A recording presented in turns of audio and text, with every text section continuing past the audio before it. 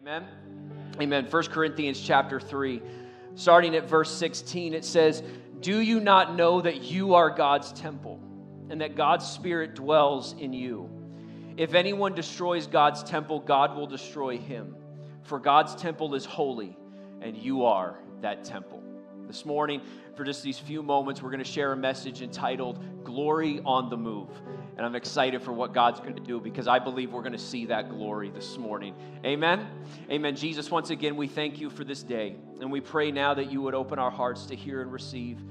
Lord, may you bless the reading of your word this morning. And Lord, I ask that for your strength, for without you I am and always will be nothing. We thank you for it and we give you the praise in Jesus' name.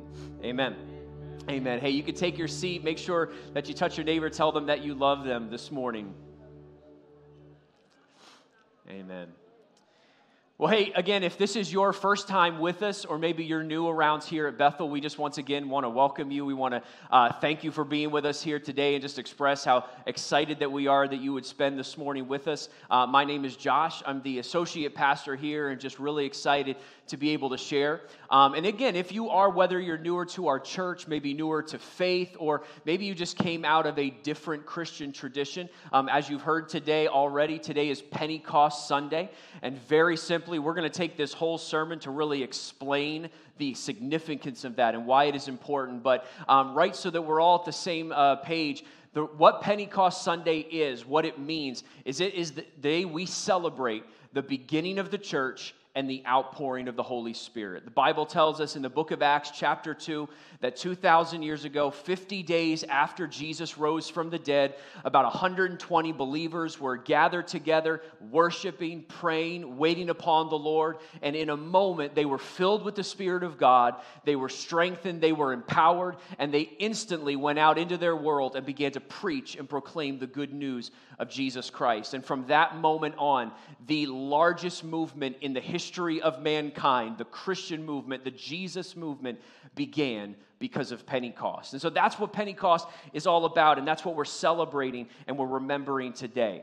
Now, for most of us, whether you're religious or irreligious, most of us know the two big days on the Christian calendar, Christmas and Easter. We know those 2 days. We're very familiar with those 2 days.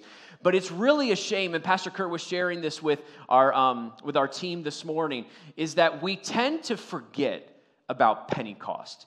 It's like we have Christmas and Easter, they're the big deals, and then Pentecost, we just kind of focus on right when it happens. We don't make a bigger deal of it. We don't lean into it as much as we should.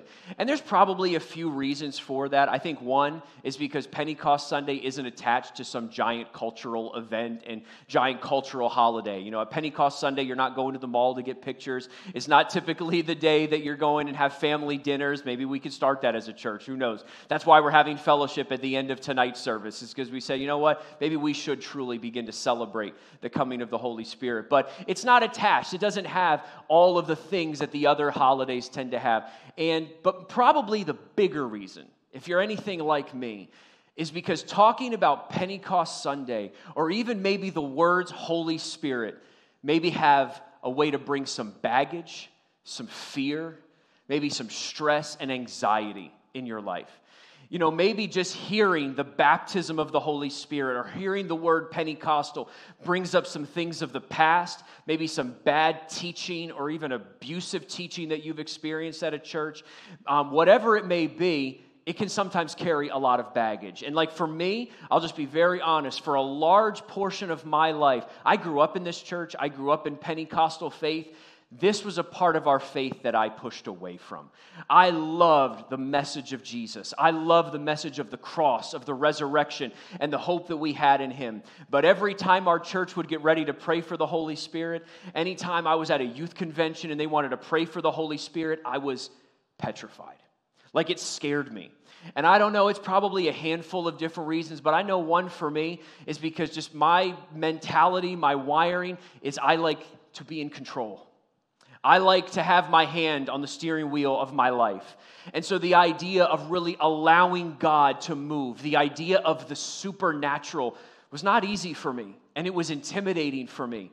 And all I can say is If that's you this morning, I just want you to hear from my heart that it was because of some faithful leaders in my life, some good teaching, but even more so than that, it was time in the Word with God that reminded me and showed me the Holy Spirit is not something to be afraid of. The Holy Spirit is not someone to fear or to push away from, but rather He is the third member of the Trinity. He is a gift from God that is meant for our benefit, not for our detriment. And so no matter what you've heard today, I want you to know that. In fact, don't take my word for it, because you may say, yeah, that's just your opinion. Look at what Jesus had to say. In Luke chapter 11, Jesus says this, "What father among you, if his son asks for a fish, instead of a fish, he would give him a serpent? Or if he asks for an egg, will give him a scorpion? If then you who are evil know how to give good gifts to your children, how much more will the Heavenly Father give the gift of the Holy Spirit to those who ask?"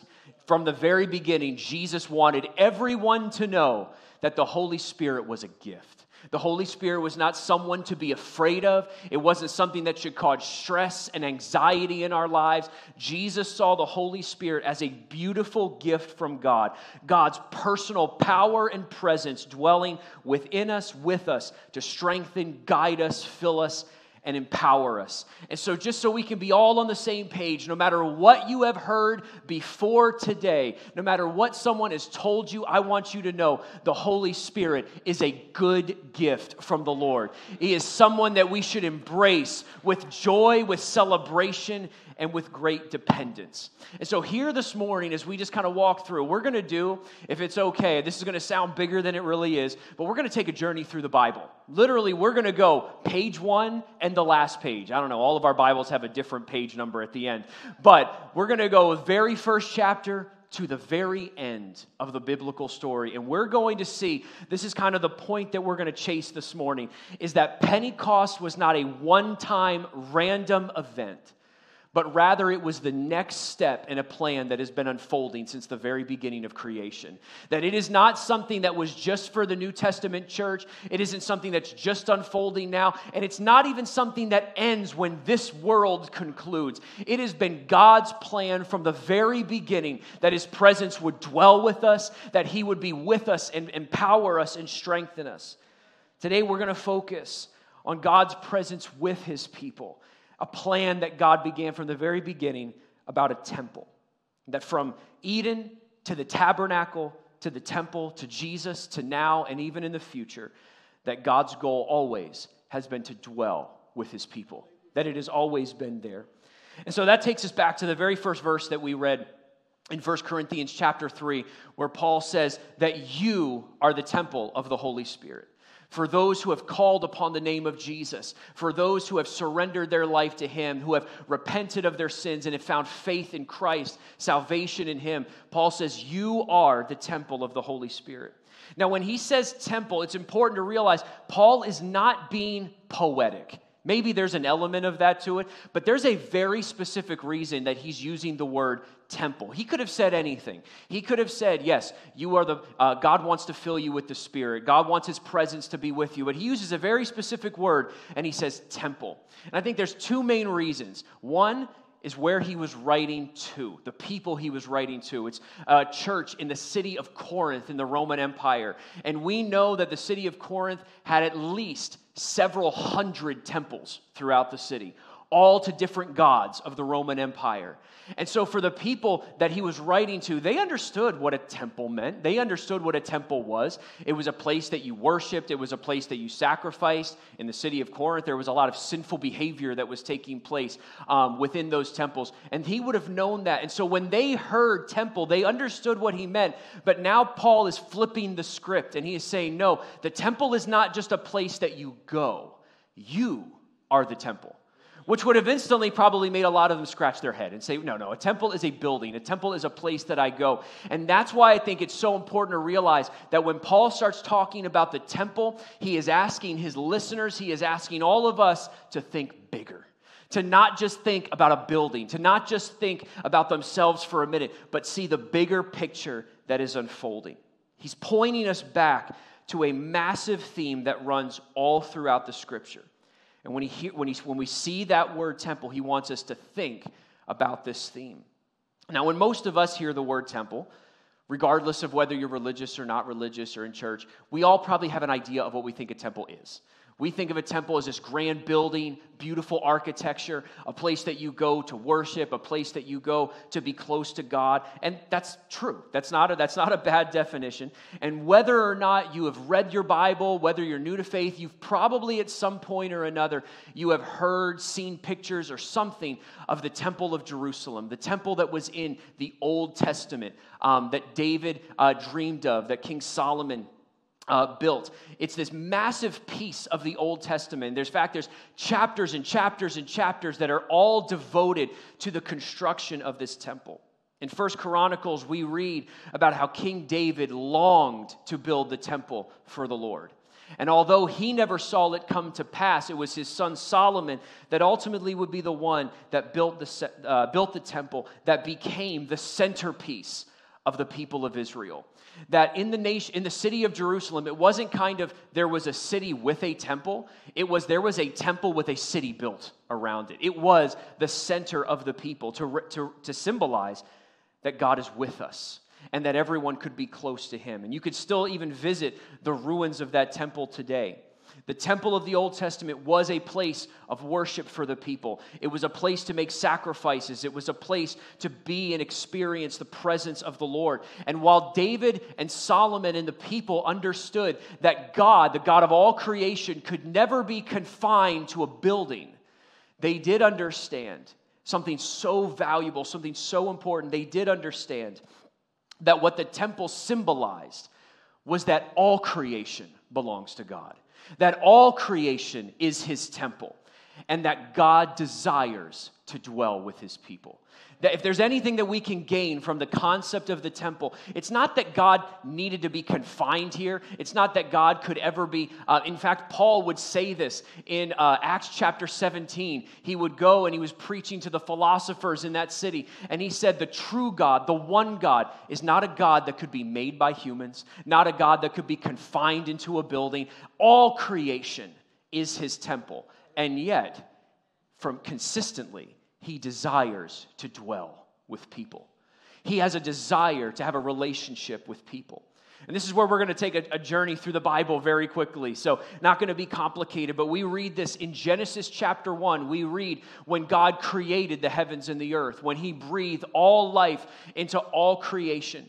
And what I love, and sometimes we miss this, sometimes people think that the Holy Spirit, the presence of God, is something new. It's something that we just find out about in the book of Acts. In the very next verse, it says, God created the heavens and the earth, and then it says, and the Spirit of God was hovering over the waters. He was already there. He was there at creation. He was moving. He was preparing to breathe life into this world, to do the work and the ministry that God had. And so right from the beginning, we already see the Spirit there. But then in chapter 2, it zooms in on this one specific place, a garden called Eden. We've all heard of the Garden of Eden. And it's in this garden that God places the first two humans. And what I love is it says that in that garden, God walked with them. It doesn't say that God created them and then retreated back to heaven. It says that God placed them in the garden and then he walked with them. He dwelled with them. From the very beginning, God's desire was to dwell with us and to live among us. Not to be this distant, divine, impersonal power, but rather to truly be our God, our friend, our King, and our Lord. He made humanity in his image. He put his very imprint on each one of our lives. And this is something that we often miss. Not only did he place us in the garden, place Adam and Eve in the garden, but not only did he place them in the garden, give him his image and be there in his presence, but he also gave them a mission. He gave them authority in the world. He didn't say, hey, I just want you to live on this endless vacation forever. He said, no, I'm inviting you to rule and reign with me. I'm inviting you to be part of my mission to spread my love and my message throughout all of creation. That we were meant from the very beginning to expand the beauty and the order of Eden throughout the world through our intimate personal relationship with Jesus. You see, Eden was not perfect because it was this lush paradise. Eden was perfect because it was filled with the presence of God. And I've said this, I know, before. This is what, when we read the Bible, we have to remember. When Adam and Eve fell, when Adam and Eve sinned, what they lost in that moment was not the garden. They lost the presence of God. That's what they lost. That's what made life worth living, is the presence of God in their lives. And that's really key. Because when I read that story, it's easy to look at Eden as just kind of this peaceful nature retreat. But biblically, it was more than that. Biblically, it was, if I can use these words, this royal garden temple to the Lord, where His presence dwelt and where humanity and God came together. It's a place where humans had purpose to reign with God, to bear His image, and to carry His goodness across all of creation. But here's the tragedy, and we all know, this is the tragedy, is that just like Adam and Eve, we have rejected that purpose. And we've rejected His presence. Just like Adam and Eve, we have all chosen to rule and reign on our own terms rather than how God has created us to. We've sinned, we've rebelled. We have all traded the presence of God for the illusion of independence. And we have stained through our sin, through our pride, through our greed, through our selfishness. We have stained the image that God placed upon us in pursuit of our own pleasure and pride. And just like in Eden, it's the story of all people, we have lost the presence of God. We read that. We're not reading each individual verse, but the Bible says that when Adam and Eve sinned, when they failed, yes, God was forgiving, and yes, God came to their rescue, and yes, God made a way, but they were removed from that garden. They were removed from the very presence of God. But I'm thankful today, and I hope that we are too. We're just coming off the Easter season, that God did not leave people in that hopeless state. That God did not simply remove Himself from them because of their sin, but rather the message of the gospel is that God has always desired to show mercy, to forgive, to restore, and He has always desired to bring His presence back to people and to once again invite us back into that relationship with Him. And so now if you fast forward the story about one book, we get to the book of Exodus. And in the book of Exodus, it opens with the people of God, the people of Israel. They're bound in slavery in the nation of Egypt. And God miraculously brings them out through a man named Moses. And He leads them into the wilderness. And it's there that they receive the 10 Commandments. And for the first time, they're starting to understand what it means to walk with God, what it means to know God, what it means to please God. But in the middle of all of that, and we talked about this last week, in the middle of all of that, God gives them instructions on how to build something called the tabernacle.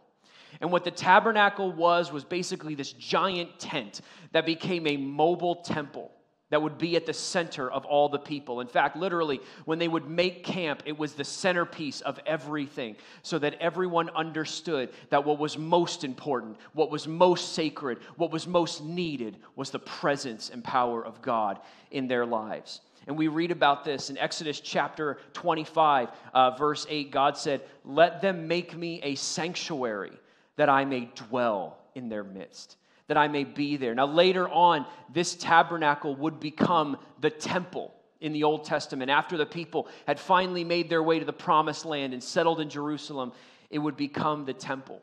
Now I think it's important to recognize just for a second, why does God need the tabernacle? Why did He need the temple? We just got done saying that God is above all things, that He's ahead of all things. And the reality is, He doesn't need to be confined anywhere. In fact, you can't confine Him anywhere.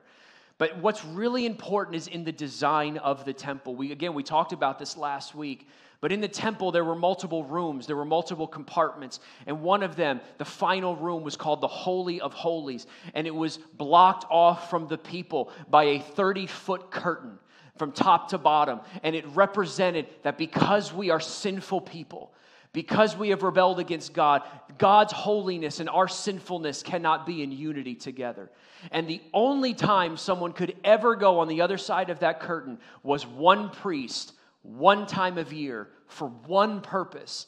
and that was to offer sacrifices on behalf of the people. That curtain represented that God desires to be with us and desires to be among us, but in our sinful place, there's always going to be that barrier. There's always going to be that barrier that we can't fully break through. And it's the tabernacle, the temple, in many ways are prophetic even of themselves of a greater day that was coming, of something that God would do to clear that divide and reunite us with Him. But what's also really interesting, if you go into your Bible and you read about the tabernacle, the temple, and you read about how it was designed and how it was structured, what you'll find is that how it is decorated is all imagery of the Garden of Eden. You'll read about palm trees, blossoms, cherubim, gold. Every part of the temple, every part of the tabernacle is echoing back to the Garden of Eden. It was echoing back to that very first sacred place where God walked with humanity. It truly was meant to be this heaven meets earth reality, a glimpse of what was lost, but also a taste of what could be again. When God created that temple, it was more than just a building. It was more than just a place of worship. It was a promise of what could still be. It was a promise of what could still be here in the future. And this represents such a huge part of the gospel message, that the gospel is not about us finding our way to God. It's about a God who loved us enough to come and make a way, and He came and He found us. That He, the true God, He comes to dwell. He comes to forgive and to strengthen and guide and to fill our lives with power and purpose. But as we've said before, and as we've all experienced with our own lives, the people of the Old Testament, even those who had the tabernacle, had the temple, they continued the pattern of Adam and Eve, and they lived for themselves. They rejected the presence of God. They took for granted the blessings of the Lord. They filled their lives with injustice and corruption and evil, and ultimately it cost them the temple.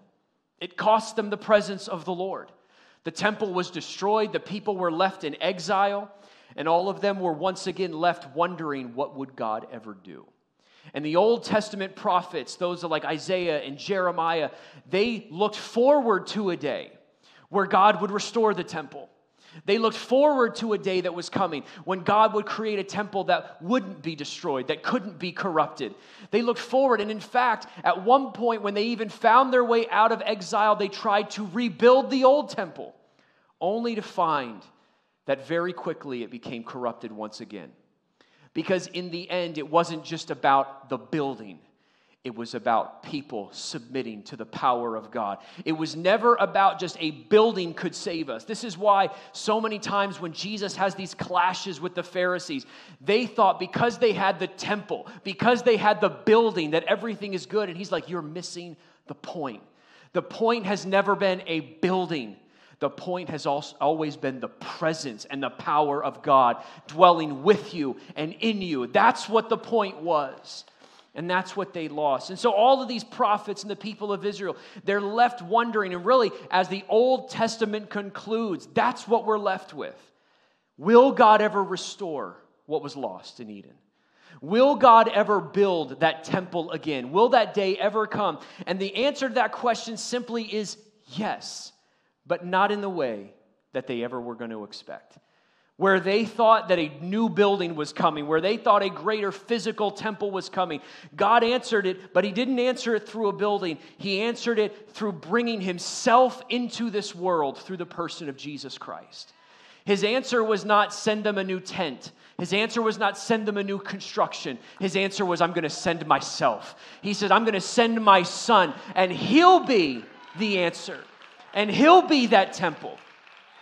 In John chapter 1, verse 14, it says, and the Word, Jesus, became flesh and dwelt among us. And we have seen His glory, the glory as of the only Son from the Father, full of grace and truth. And that word dwelt, it literally translates tabernacled.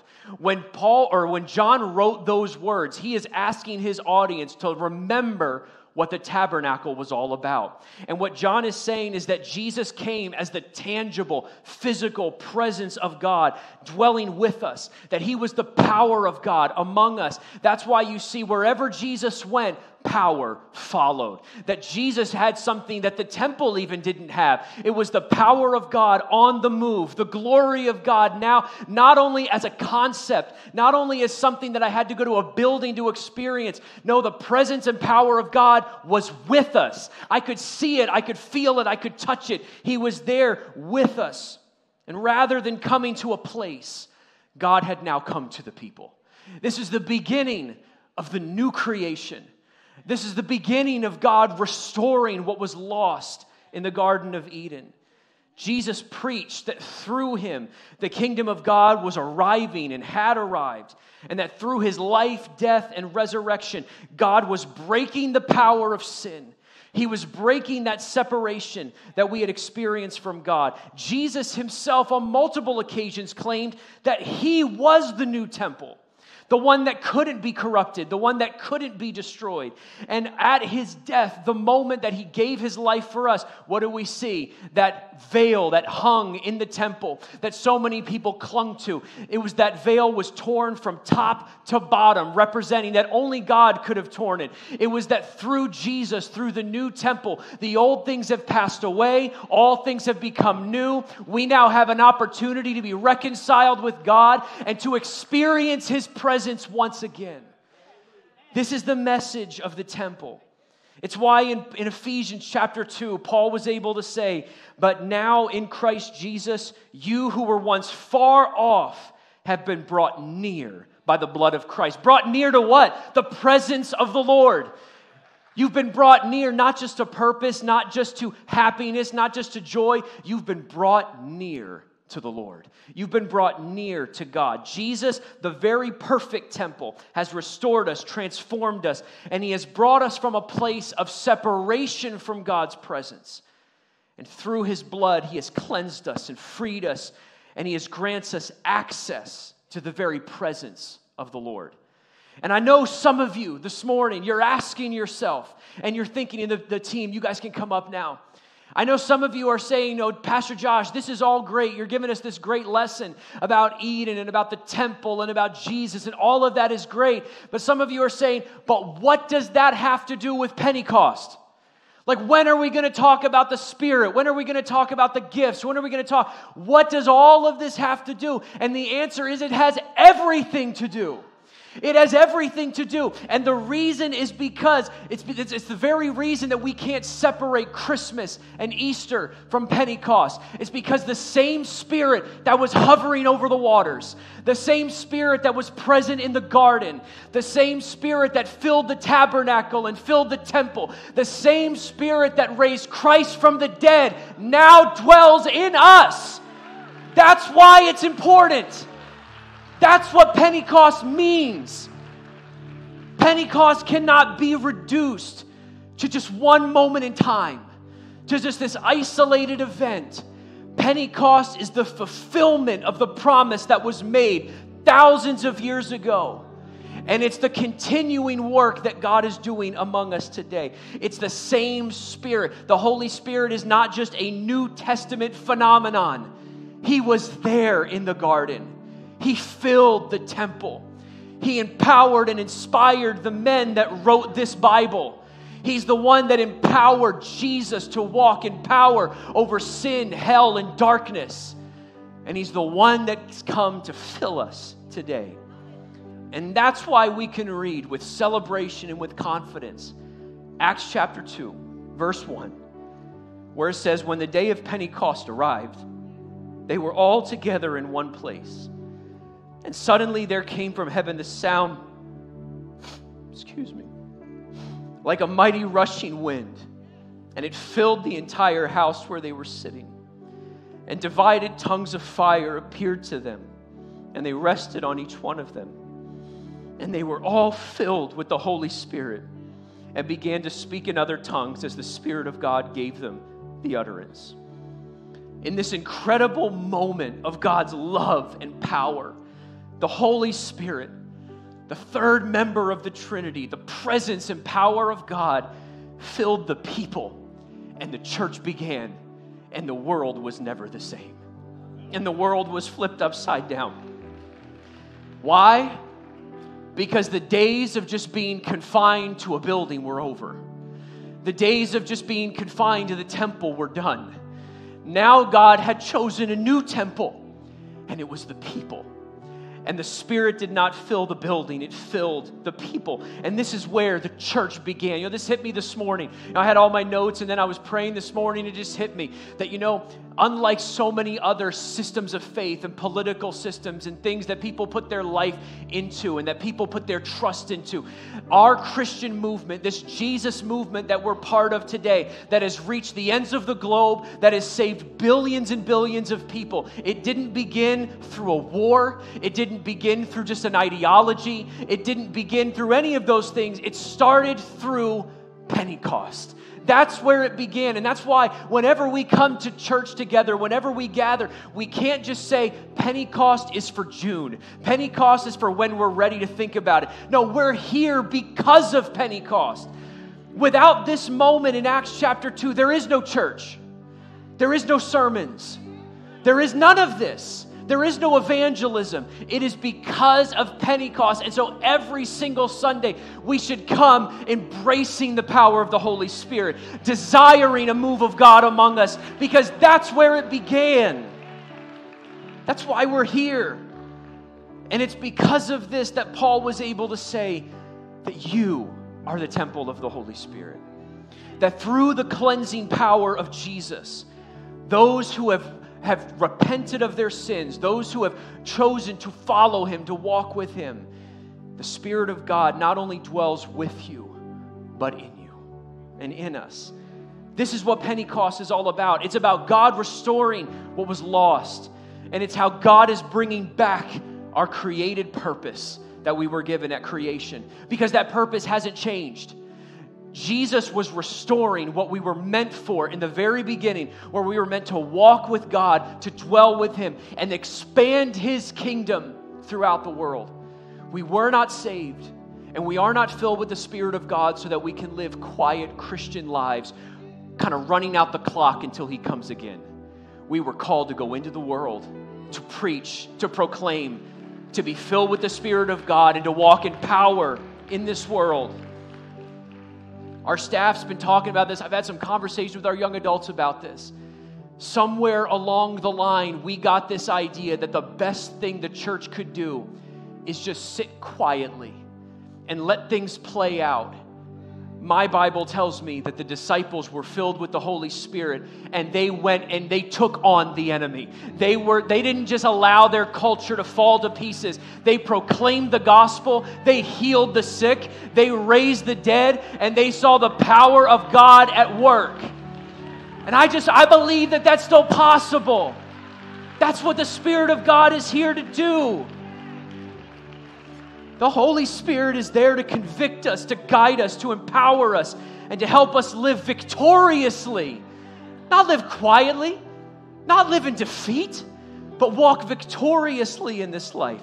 The Holy Spirit is the one that unites us together. That was my prayer yesterday. It was like 8 o'clock or so, and I was excited for this morning, so it was so hot and humid, but I went for a walk anyway, and my prayer was, Lord, let this morning unite the church, not around a message, but around the Spirit of God, around the mission that we're here, that we wouldn't see each other as individuals, but we are the body of Christ, the family of God, on mission to reflect His power and love.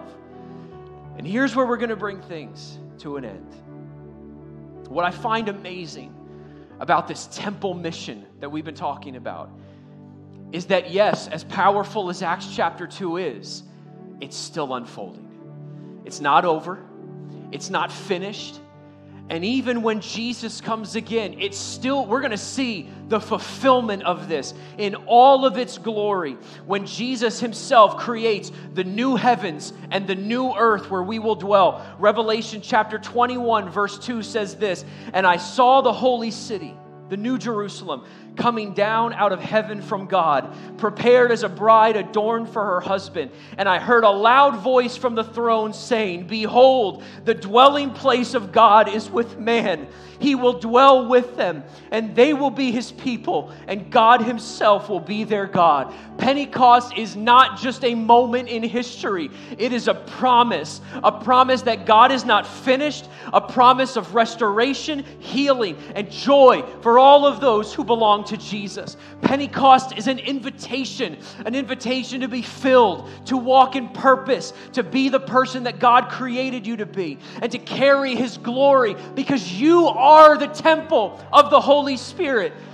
And that invitation is available today. It's available to anyone. No one is disqualified. If you've called upon the name of the Lord, you are there to be filled with the Holy Spirit, because Jesus did not come just to save you from something. He came to save you to something. He came to save you to be filled with the Spirit of God, to be a carrier of His presence, to be a walking temple. And together, we are the church of Jesus Christ. We are the holy dwelling place of the Spirit of God. And we desire to let His kingdom advance on earth as it is in heaven. As long as we are here, we want to see the kingdom of God come and move in power and in might. Pentecost is about the Holy Spirit not only dwelling with us, but in us.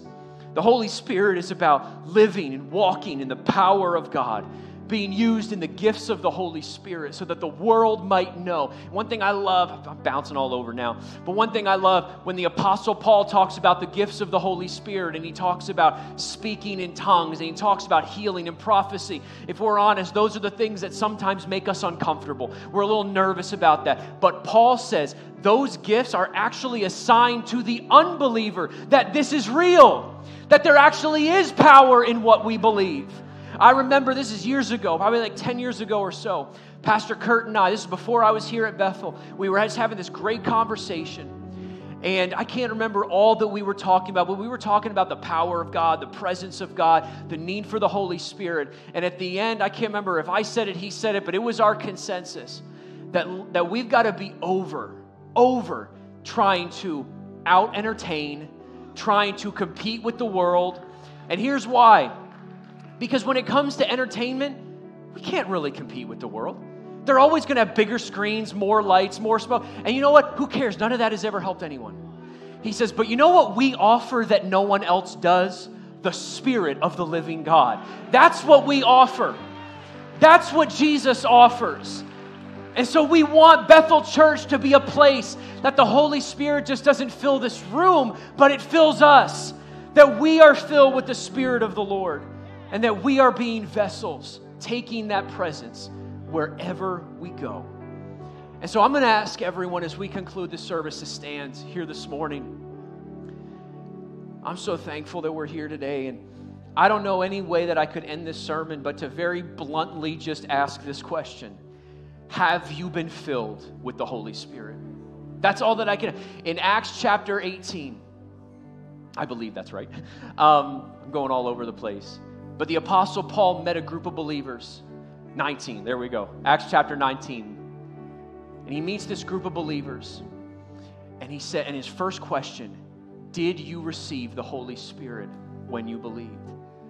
And their answer was no. They hadn't even heard of the Holy Spirit. Well, today you've heard of the Holy Spirit. And we understand why He's here. And so my question is, have you been filled with the Spirit of God? Are you walking and living in the power of the Lord? Are you that walking, that living temple that the Bible speaks of? I'm not asking this morning whether you've accepted Jesus. If you have, that's the most important thing. We're glad. But the Bible teaches us that there's more. The Bible teaches us that the Spirit of God is there to dwell with us, to baptize us, to fill us, and we want to experience that together as a church. Has your life truly become the temple of the Lord? Because today is not just about remembering Pentecost. It's about experiencing it together.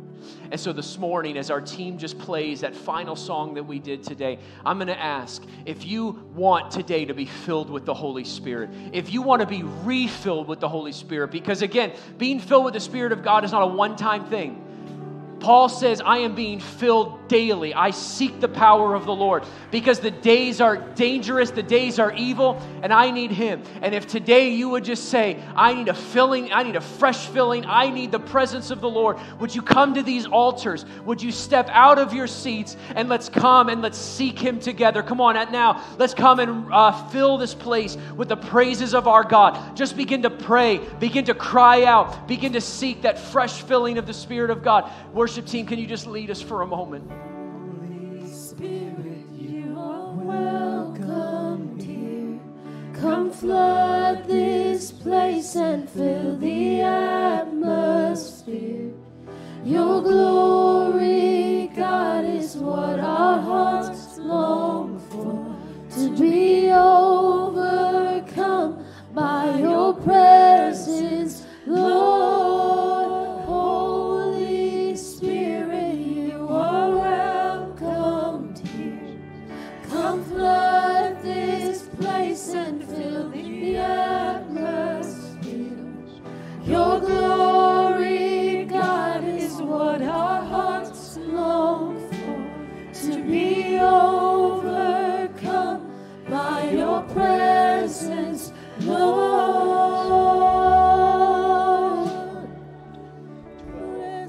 Your presence, Lord.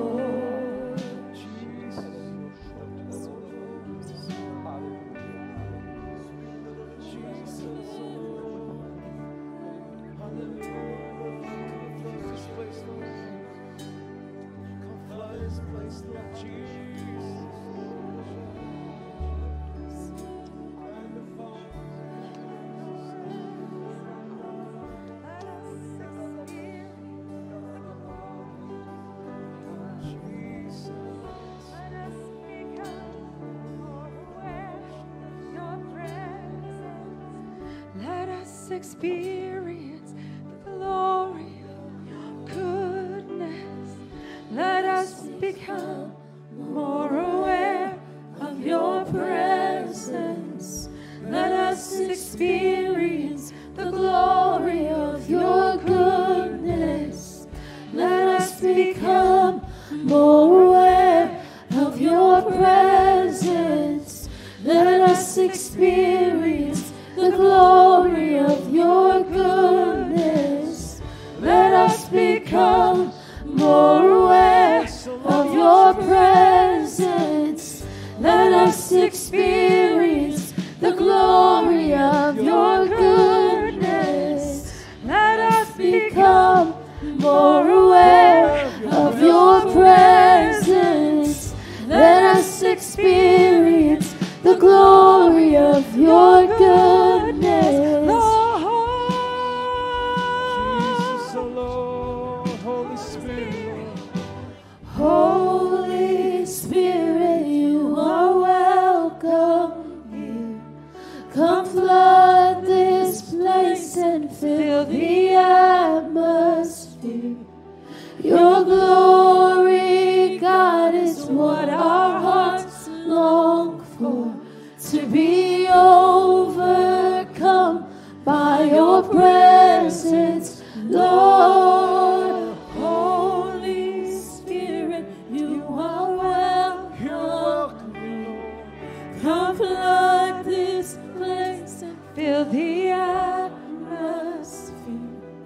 Your glory, God, is what our hearts long for. To be overcome by your presence, Lord.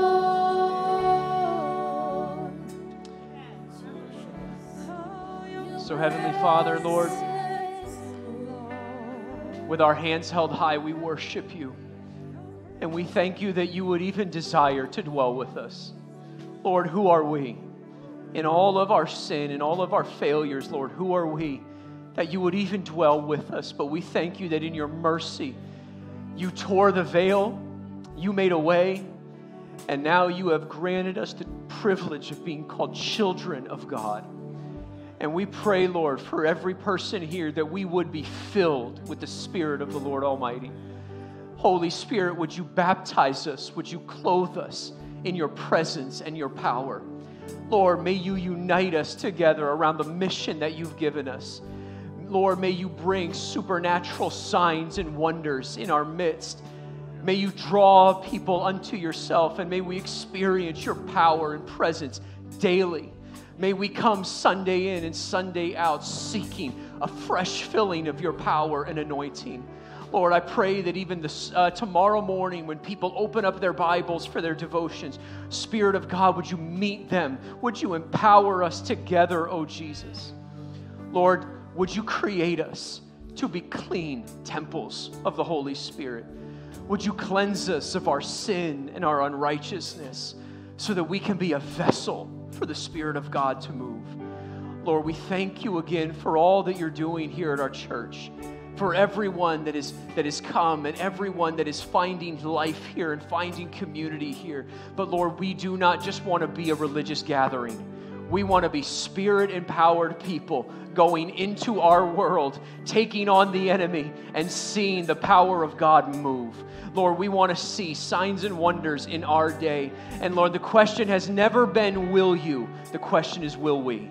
Will we have faith? Will we believe? Will we lay aside our own selfishness? And will we embrace the power of the Spirit of God? Lord, would you clothe us? Would you baptize us afresh? Lord, we thank you for it in Jesus' name. Amen.